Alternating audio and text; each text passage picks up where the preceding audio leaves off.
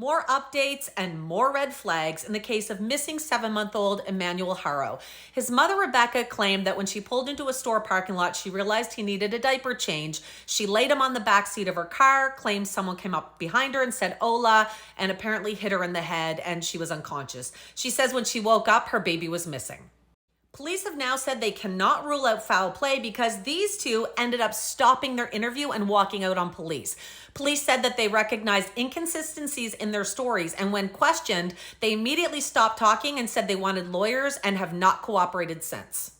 Emmanuel has now been missing since Thursday evening around 7 p.m. It has now come out, though, that his father, Jake Haro, is actually out on probation. He served jail time for child cruelty, and it looks like he's also facing additional charges for weapons possession.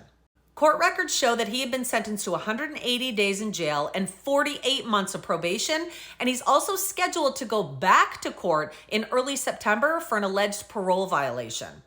In 2018, Jake Haro was married to another woman. Her name was Avina. They had a 10-week-old daughter, and that was admitted to Hemet Valley Hospital. Doctors reported to police that the little girl had broken bones, including several fractured ribs, 6 ribs with healing fractures, which means it was probably done previously, a skull fracture, brain hemorrhage, swelling of the neck, and a fractured leg bone that was also in the midst of healing. The officer in the affidavit wrote this: "The combination of the above findings in a pre-mobile infant in the absence of a plausible history of significant trauma to explain the injuries is indicative of abuse, head trauma, child physical abuse, and nutritional neglect."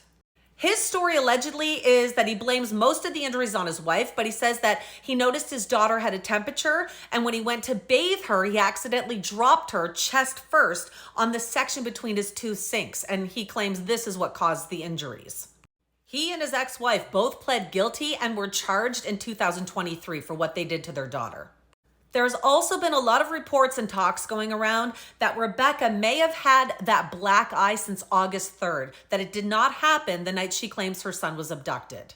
She had also claimed to have been in that area because they were at a park for sporting events with their kids beforehand, but people that were at the park claimed that they never saw Emmanuel that evening. Over the weekend, they had cadaver dogs and police coming and going frequently from the family's home in Cabazon. Detectives have been on site trying to locate any signs of the missing child or any signs of foul play, as again, they cannot rule it out now that the mother and father have walked away from the interviews.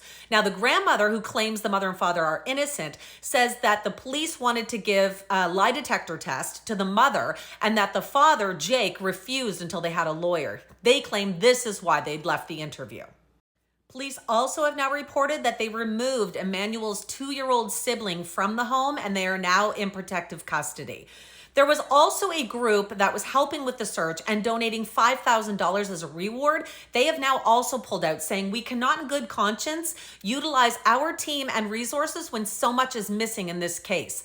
Of particular concern to us lies within the inconsistencies in the details and the sudden decision by the mother to end communications with law enforcement and our team.